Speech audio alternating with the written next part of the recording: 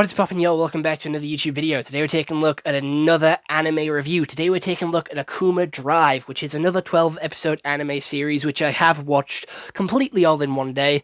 And each episode is around 20-25 minutes long, and it is like a Suicide Squad knockoff, but I do like it. I think it's a really good anime. So, before we get into that, we need to check in with Google.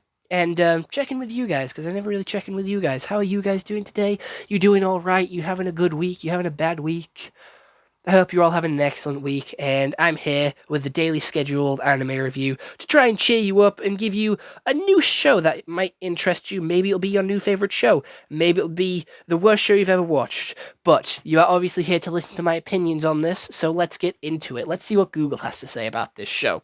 So, Akuma Drive has a 7.6 out of 10 on my anime list, a 4.7 out of 5 on Crunchyroll, and a 7.3 on IMDb. But long ago, a war broke out in Japan that pitted Kantaro against Kansai and divided the country. Slowly, the police started to intervene. And that's pretty much it. That is what Google has to say, but that is not how the story truly goes. Each episode, all 12 of them, opens up with Bunny and Shark, giving us a little bit of knowledge about what this world is, and what is happening, and why stuff is. And I quite like that. That's very interesting storytelling, opening it up with the TV show in the anime, and sort of letting them explain it. It is still telling instead of showing, but it's telling us in a quite creative, fun way that the characters would have also learnt about it this way as well.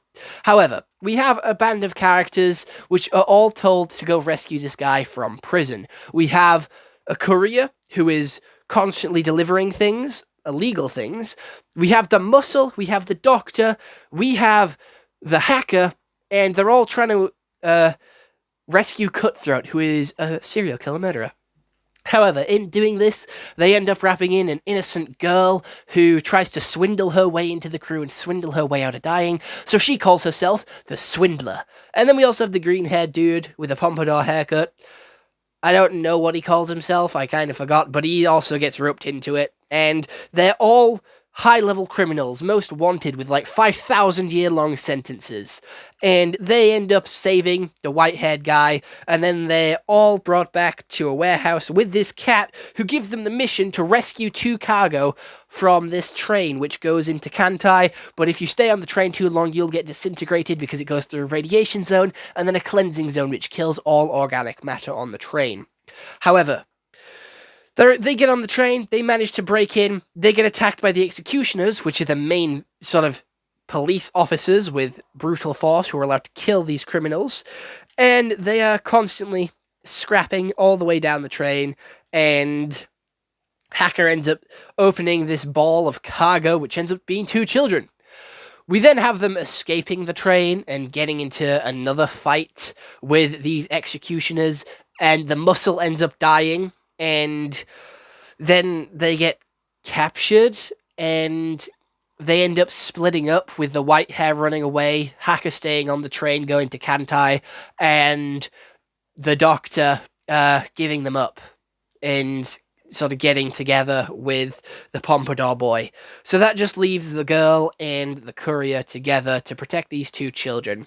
One of the children gets captured, and then the girl, the courier, and the Swindler all go to rescue the guy, and they fight the doctor and the Pompadour dude, and they win. The girl dies, the courier dies, but the two little kids manage to escape, and the world turns to shit because of the hacker.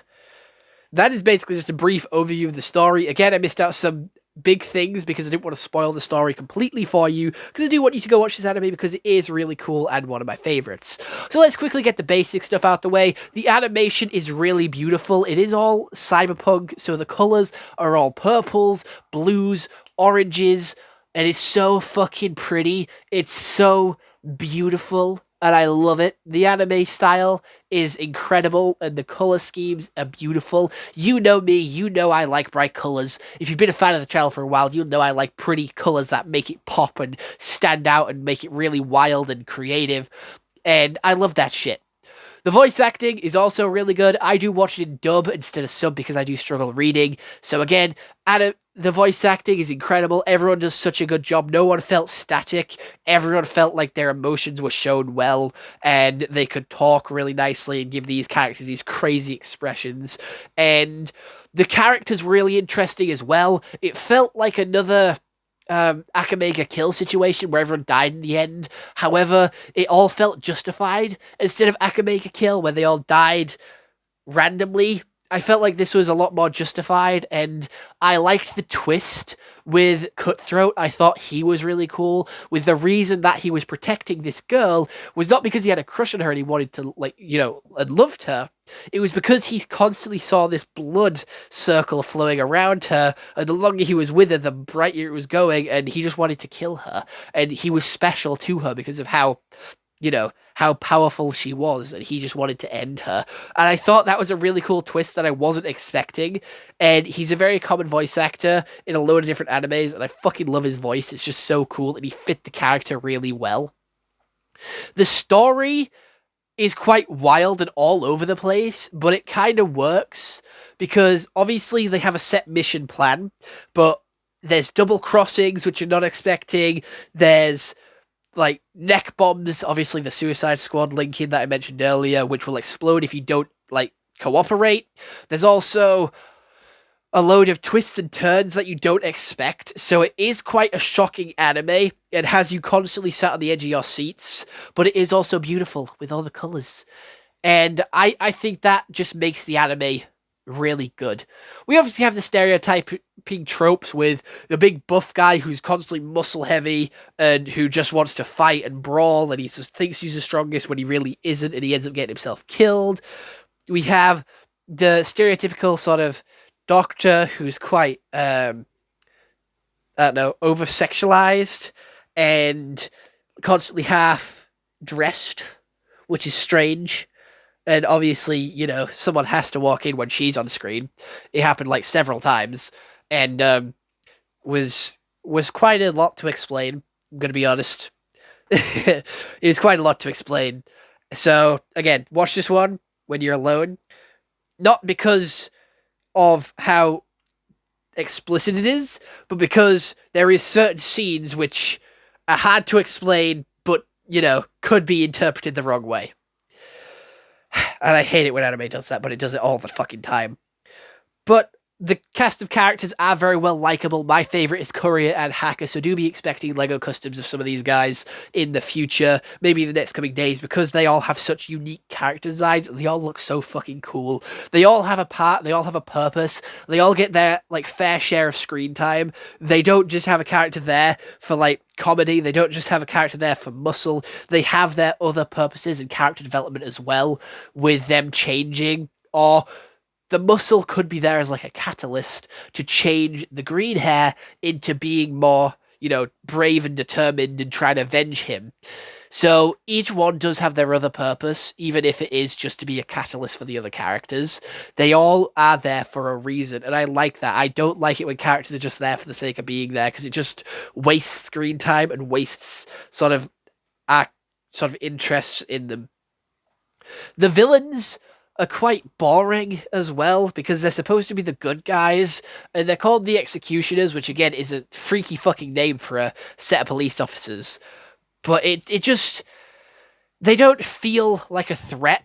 I know they killed some of the guys, but they always got away, so it didn't feel like much of a threat for most of the show. The threat felt like the neck bombs were a bigger sort of deal, but you know what? What else can you do? It's a really good anime. That's all I have to say. That is my verdict. It is really good. I'm giving it an 8 out of 10, and I'm very happy that we found a series that I've actually enjoyed.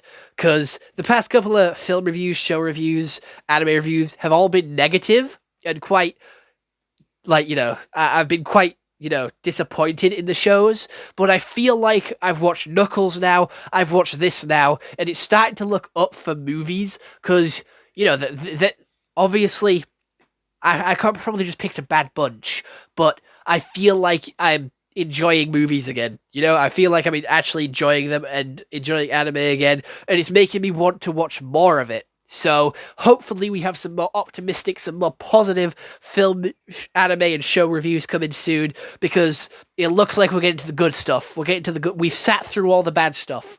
It's time to get to the good stuff now. The good, meaty, juicy, good content animes. But as I said before, definitely deserves an 8 out of 10. Go watch it for yourself. It does have its drawbacks, I will admit.